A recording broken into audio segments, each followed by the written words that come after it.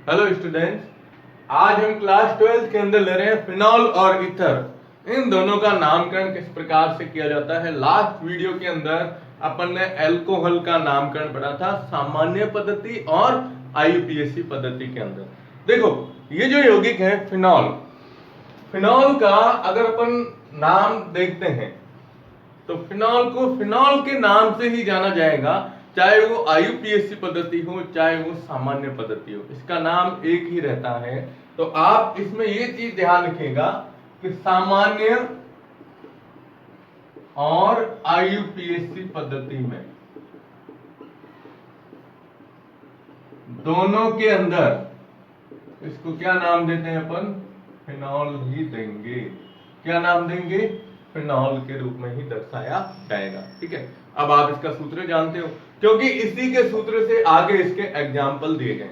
ठीक है, तो फिनॉल में क्या होता है? बेंजीन की वलय होती है और बेंजीन की वलय के साथ में एक कौन सा समूह जुड़ा हुआ रहता है? OH समूह जुड़ा हुआ रहता है। ये फिनॉल का सूत्र है, तो ये थोड़ा सा आप इसमें ध्यान रखिएगा, ये फिनॉल का सूत्र है। ठीक है, चलिए अब हम लेते हैं इसके एग्जाम्पल। देखो क्या होता है ना कि फिनॉल में अगर कोई समूह जुड़ा हुआ है प्रतिस्थापी के रूप में, तो उसको प्रतिस्थापी के रूप में लेंगे और साथ में पीछे अनुलग्न क्या लगता है इसके अंदर? फिनॉल शब्द का उपयोग किया जाएगा। जैसे जनरली अपन एग्जाम्पल जो लेते हैं, तो जैसे मैंने ये लिया, देखो ध्यान से देखना, एक वलय बनाई, ठीक है, एक OH इधर लिख दिया और एक CH3 इधर लिख दिया। ये एक यौगिक है। अब आपको इसका नाम लिखना है, तो जनरली जब अपन इसको बोलते हैं तो इसके कुछ नाम दिए गए, ये नाम आपको ध्यान में रखने। देखो क्या होता है ना कि जब CH3 समूह बेंजीन वलय से जुड़ा हुआ रहता है तो उसको टॉलुईन कहते हैं। ठीक है, लेकिन यहां हम इसको इस प्रकार से दर्शाते हैं। किताब में ये चीज दी गई है कि किताब के अंदर इन्होंने क्या किया कि CH3 को ऊपर लिखा है, CH3 को इस रूप में ही लिखा है, ये इधर, और OH को इधर लिख दिया। ठीक है, कोई दिक्कत नहीं है, चाहे इधर लिखो चाहे इधर लिखो। एक सूत्र और लेता हूं मैं, जिसमें क्या होगा, OH समूह की स्थिति चेंज होगी, ये एक OH और ये CH3। ठीक है, और एक सूत्र में वापस CH3 इधर, ये बेंजीन की वलय, और इधर आ जाएगा OH समूह। ठीक है, ये तीनों एग्जाम्पल जो है ना, इनको एक नाम से जाना जाता है, इसको कहते हैं क्रिस्टॉल। सामान्य नाम ध्यान रखिएगा इनका, सामान्य नाम इसको बोलते हैं अपन। देखो 1-2 स्थिति है, पहले ही आपको बताया था कि बेंजीन की जो वलय होती है इसमें 1-2 स्थिति को अपन क्या कहते हैं? ऑर्थो स्थिति। 1-3 स्थिति को मेटा स्थिति और 1-4 स्थिति को क्या कहते हैं? पैरा स्थिति के नाम से जानते हैं। तो बस ये नाम यहीं पर ऐसे लिखना है कि ये जैसे है ना, ये 1-2 स्थिति है तो इसको कहते हैं ऑर्थोक्रिस्टॉल। क्या नाम देते हैं? ऑर्थोक्रिस्टॉल। तो ये 1 कौन सी स्थिति है? अब नंबरिंग ये होगी, तो 1 2 3, तो 1-3 स्थिति को क्या कहते हैं? मेटा क्रिस्टॉल। मेटा क्रिस्टॉल। ये 1-4 हो गया, तो कौन सी आ गई? पैरा क्रिस्टॉल के नाम से जाने जाते हैं। तो ऑर्थो, मेटा और पैरा क्रिस्टॉल इसको लिखते हैं अपन। ये इनके क्या आ गए? सामान्य नाम आ गए। अब बात आती है आईयूपीएसी पद्धति की। तो आईयूपीएसी में ये OH समूह मुख्य क्रियात्मक समूह है, इसको 1 नंबर दोगे आप। ठीक है, अब इसको 1 नंबर देंगे तो देखो क्या होता है, ये 1 और ये 2, अब ये 1 2 और क्या आ गया? 3 आ गया, ये आ गया 1 2 3 और 4। अब इधर से लो या इधर से लो, सेम स्थिति आती है। लेकिन इसमें ध्यान रखना, इसमें यूं घुमाना मत, क्योंकि नजदीक से लेना है इसको। अब 2 पे जुड़ा हुआ है मैथिल, तो 2 मैथिल, 2 मैथिल, और पीछे क्या आएगा वर्ड? फिनॉल आ जाएगा। क्या लेते हैं? फिनॉल के रूप में। यहां 3 मैथिल फिनॉल,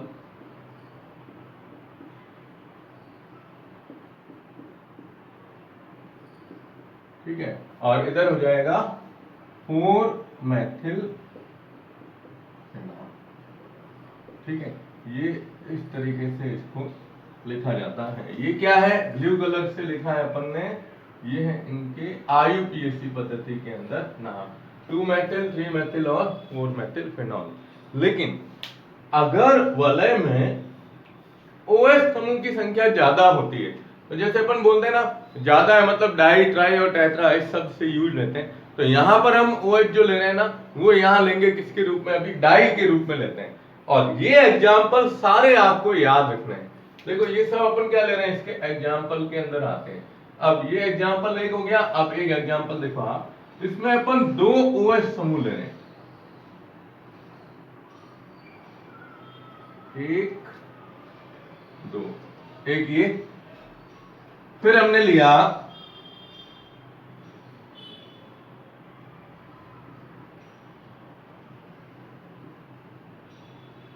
ये 2, ठीक है, और एक इसी के अकॉर्डिंग अपन ने ले लिया ये। अब ये हमारे पास 3 एग्जाम्पल और आ गए। ठीक है, अब इनको एक तो आपको सामान्य नाम, देखो अगर 2 OH समूह, तो जैसे अपन ने एथिलीन ग्लाइकोल का सूत्र लिखा था, और एथिलीन ग्लाइकोल के सूत्र के अंदर आपको याद हो तो मैंने ये बताया था, देखो CH2OH, फिर क्या लिखा था, एथेन 1,2 डाइऑन, ऐसे लिखा था हमने। अब यहां क्या है ना, बेंजीन की वलय, तो बेंजीन 1 2 1 3 1 4 जो भी आता है डाइऑल के रूप में इसे लिखा जाता है। लेकिन इसका इन यौगिकों का सामान्य नाम ध्यान रखिएगा, है ना। तो ये जो सबसे पहला 2 OH समूह जो आते हैं ऑर्थो स्थिति के ऊपर जब आता है, तो इसको हम बोलते हैं, नाम ध्यान रखिएगा, कैटेकॉल। क्या बोलते हैं, कैटेकॉल। ये सामान्य नाम ले रहा हूं मैं इसके। जब मेटा स्थिति होती है तब हम इसको लिखते हैं रिसोर्सिनॉल।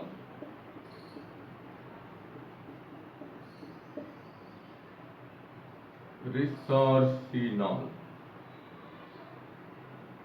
ठीक है, और जब पैरा स्थिति होती है तब इसको कहते हैं क्विनॉल। क्या लिखते हैं, क्विनॉल।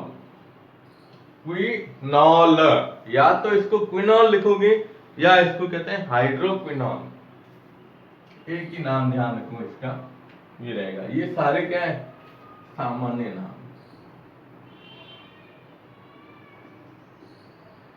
IUPAC में लिख सकते हो। बेंजीन पहले लिखेंगे, जैसे इसमें लिखा था एथेन 1 2 डाइऑल, वैसे इसके अंदर लिखा जाएगा बेंजीन। इसका नाम देखो, बेंजीन। अब ये क्या आ रहा है, 1 और 2 स्थिति, तो 1 2 डाइऑल। अब ये देखो आप, 1 2 3, तो ये बेंजीन, ठीक है। 1 3 है, 1 3 डाइऑल के रूप में लिखा जाएगा। ऐसे कैसे, इसमें भी आप लिख सकते हो, ये 1 2 3 और 4 आ रहा है, तो 4 के हिसाब से इसको लिखेंगे अपन बेंजीन 1 4 डाइऑल के रूप में लिखा जाता है। ठीक है, ये इनका IUPAC नाम है। तो आपको 1, ये 2 और ये 3 ये ध्यान में रखना है। ठीक है, तो ये फिनॉल के जो उदाहरण है, ये उदाहरणों में एक तो ये आता है, और एक और उदाहरण में यहाँ पर आपको बता देता हूँ। अपन ने एल्गिल हैलाइड वाला जो पार्ट था उसके अंदर एक उदाहरण लिया था, पिक्रिक अम्ल का उदाहरण, याद हो तो। ये मैं यहाँ छोटा सा बता रहा हूँ इसको, कि जिसमें क्या था, बेंजीन की वलय थी, और 1 2 और ये 3, और इधर था OH। ये याद आया, ये कौन सा अम्ल है, पिक्रिक अम्ल। इसको पिक्रिक अम्ल बोलते हैं।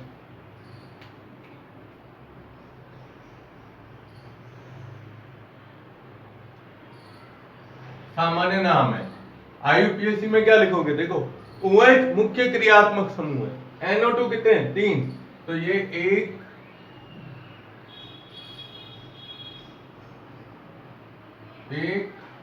2 3 4 5 6, तो ये आएगा 2 4 6 ट्राई नाइट्रो, और क्या लिखते हैं, फिनॉल। ये ध्यान रखिएगा, पिक्रिक अम्ल का नाम इस तरीके से लिखा जाता है, ठीक है। तो फिनॉल जो है ना, फिनॉल यौगिक का जो अपन नामकरण करते हैं, तो फिनॉल को सामान्य और IUPAC दोनों पद्धति के अंदर क्या नाम देते हैं, फिनॉल के रूप में ही प्रदर्शित किया जाता है, ठीक है। तो इसके ये एग्जाम्पल आपको याद रखने, स्क्रीनशॉट ले लो, नोट कर दो इसे, ओके। अब देखिए, अब हम लेते हैं ईथर का नामकरण। देखो ईथर का सूत्र होता है ROR, क्या लिखते हैं अपन, ROR, ठीक है। और सामान्य नाम अगर अपन देखते हैं, देखो सामान्य पद्धति, सामान्य पद्धति में इसे कहते हैं डाई एल्किल ईथर,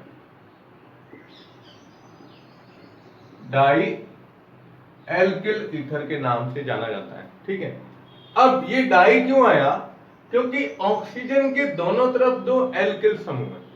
अब अगर समान है तब तो डाई एल्किल ईथर, ईथर दो भाग होते हैं ना, सम्मित और असम्मित, यानी सरल और मिश्रित ईथर के नाम से जाने जाते हैं। तो जब आप सरल या सरल ईथर की बात करेंगे, जिसे अपन क्या कहते हैं, सम्मित ईथर की बात करते हैं, तो ये जो होता है इसमें ये वर्ड आएगा, क्योंकि इसमें क्या होता है ना, ऑक्सीजन के दोनों तरफ क्या होते हैं, समान एल्किल समूह, समान क्या है, R समूह उपस्थित है ना। अब जैसे अपन इसका नाम लिखते हैं, तो अभी ये तो ये आया, और अगर आप इसमें IUPAC लेते हो, दोनों एक साथ चलाते हैं अपन, तो IUPAC के अंदर इसको एक नाम दिया गया है एल्कोक्सी एल्केन, नाम ध्यान रखिएगा इसका, एल्कोक्सी एल्केन। अब कहां पर ये आएगा और कहां पर ये आएगा, ये ध्यान रखना। देखो एल्कोक्सी ऑक्सीजन के जिस तरफ, ऑक्सीजन के जिस तरफ छोटा एल्किल समूह हो,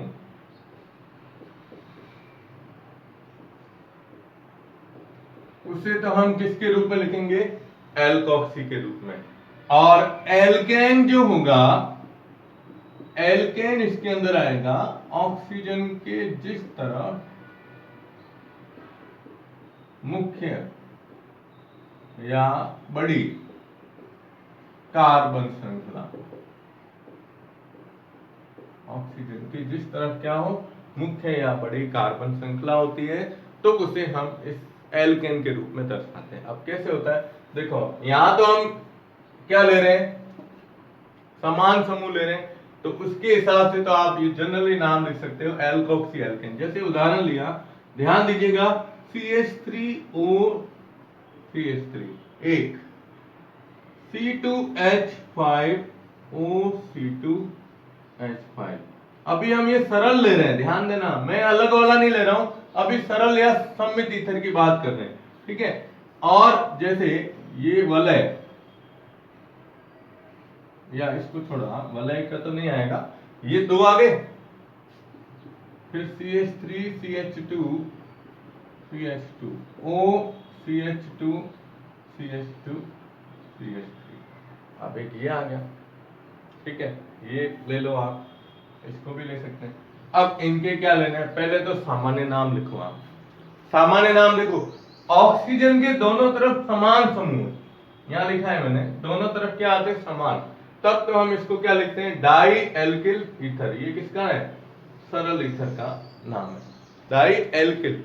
तो ये कौन सा समूह है, मैथिल, तो क्या लिखेंगे, डाई मैथिल ईथर, ये तो क्या हो गया, सामान्य नाम हो गया, ठीक है, ये सामान्य नाम।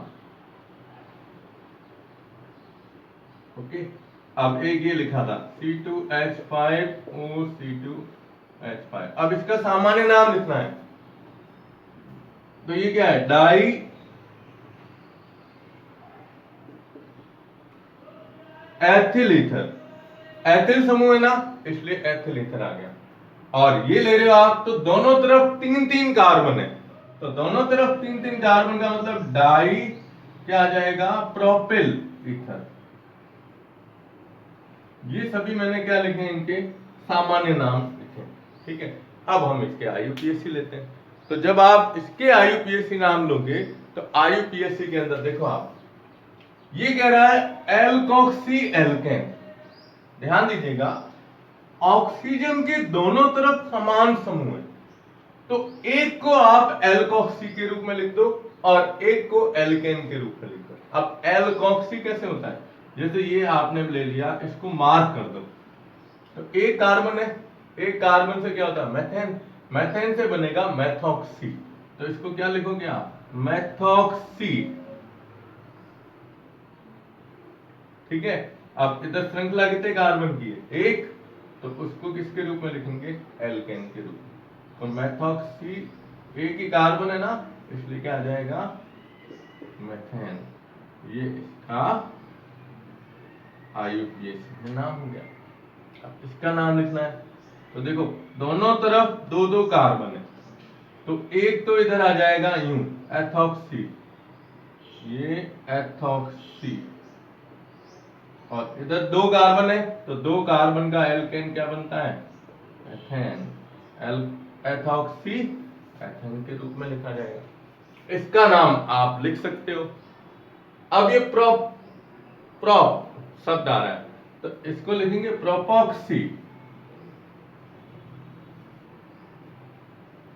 प्रोपेन, क्यों, क्योंकि एक तरफ आपने पूरा ये समूह ले लिया एल्कोक्सी के रूप में, तो प्रोपॉक्सी प्रोपेन के रूप में लिखा जाता है। तो ये जो है ना, ये तो क्या है ना, सामान्य सरल है, इसलिए अपन इसको इस प्रकार से प्रदर्शित कर सकते हैं, लेकिन जब हम मिश्रित ईथर लेते हैं तब उसके नाम थोड़े क्या आते हैं, अलग आते हैं, ठीक है। तो आप इसका स्क्रीनशॉट ले लो। ओके, अब हम लेते हैं इसमें मिश्रित ईथर का जो सबसे ज्यादा इंपॉर्टेंट है, उसमें ना आपको ये नाम ध्यान रखना है, एल्कोक्सी एल्केन का, ठीक है।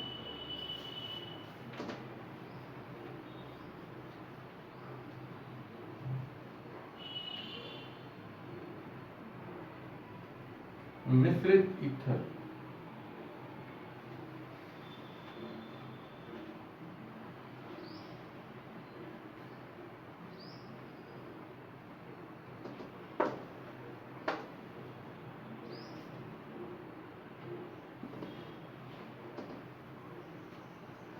चलिए देखिए, मिश्रित या असममित ईथर, ठीक है। अब सामान्य नाम क्या होता है ना, दोनों तरफ अलग अलग होते हैं, तो दोनों तरफ अलग अलग है तो अल्फाबेट के हिसाब से लिखा जाता है, ठीक है। तो सामान्य नाम में हम ये लिखेंगे इंग्लिश अल्फाबेट के हिसाब से,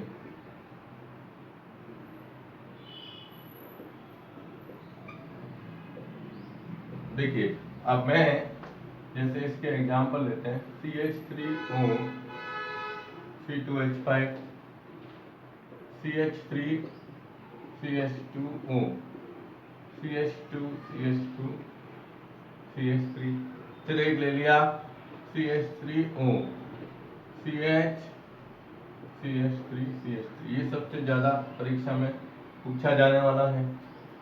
एक है C6H5O, CH3, एक है C6H5O, C2H5, ये दो नाम, और जैसे और भी आप लेना चाहो तो ये आ जाएगा C6H5O, CH2CH, जैसे इधर लिख दिया CH3 और CH।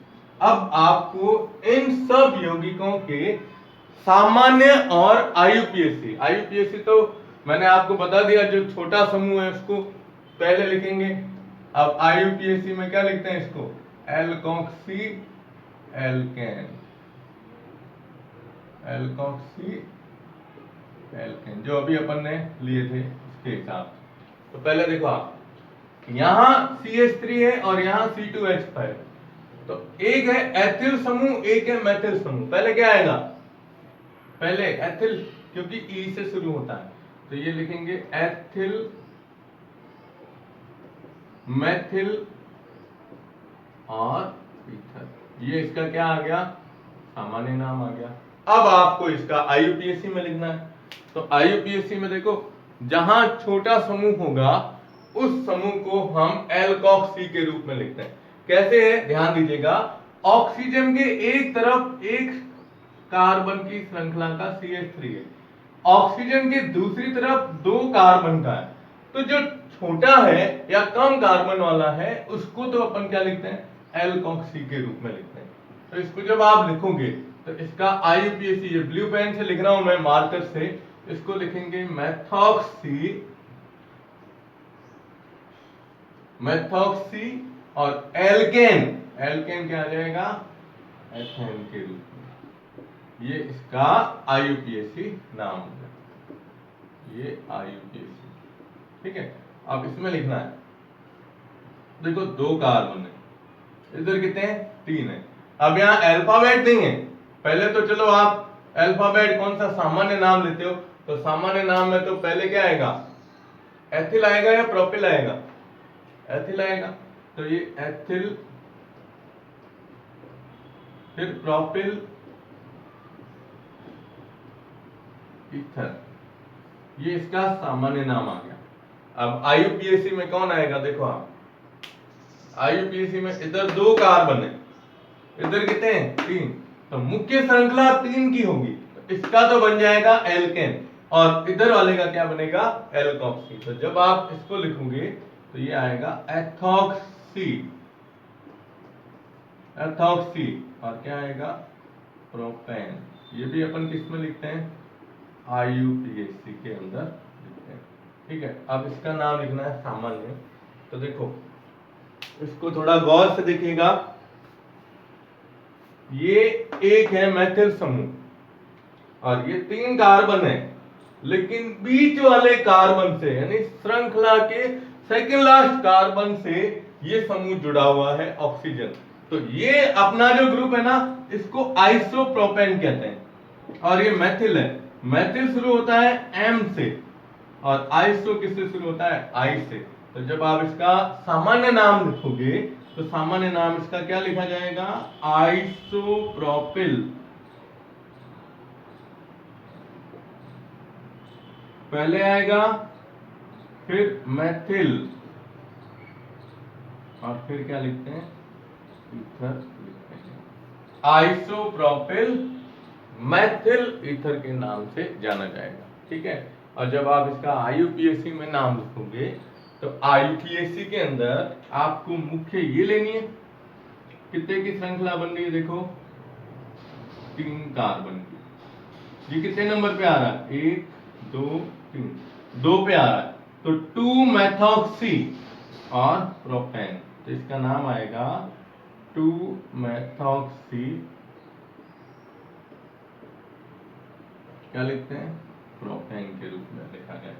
ये एग्जाम्पल मैंने आपको 11th में आईयूपीएसी के अंदर ये एग्जाम्पल कराया है, ठीक है। देखना कॉपी के अंदर आपने काम किया होगा ना, तो उसमें। अब ये है, ये क्या है, वलय, और वलय में यहां जुड़ा हुआ है OCH3, ये वलय, और वलय में यहां जुड़ा हुआ है OC2H5। इसको सामान्य नाम जब आप लिखोगे तो इसको कहा जाता है एविशॉल या एनिशॉल, एविशॉल, या कोई किताब में एनिशॉल भी लिखा हुआ है, ये सामान्य है। इसको कहते हैं फेनिटॉल, क्या कहते हैं, फेनिटॉल। ये सामान्य नाम है। अब आईयूपीएसी में लिखोगे तो देखो इधर बेंजीन है और इधर मेथिल है, तो इसको लिखेंगे क्या, मेथॉक्सी बेंजीन। क्या लिखोगे, मेथॉक्सी बेंजीन, ठीक है। और इसको क्या लिखेंगे, एथॉक्सी बेंजीन। क्या लिखते हैं, एथॉक्सी बेंजीन। ये मैंने क्या लिखे हैं, दोनों आईयूपीएसी के अंदर। अब ये नाम आप खुद बनाओगे, ये आपको मैं काम दे रहा हूं, ठीक है। इसके अलावा किताब के अंदर सवाल दिया हुआ है, उस सवाल में कुछ और आपको एग्जाम्पल देंगे इनका आईयूपीएसी नाम किस प्रकार से लिखना है, वो भी आप साथ में सवाल कर दीजिएगा, ठीक है। इसका स्क्रीनशॉट ले लो। ओके, तो आज अपना ये जो मुख्य टॉपिक था वो है फिनॉल और ईथर का नामकरण, सामान्य और आईयूपीएसी पद्धति में। नेक्स्ट वीडियो में लेंगे आगे के टॉपिक। धन्यवाद।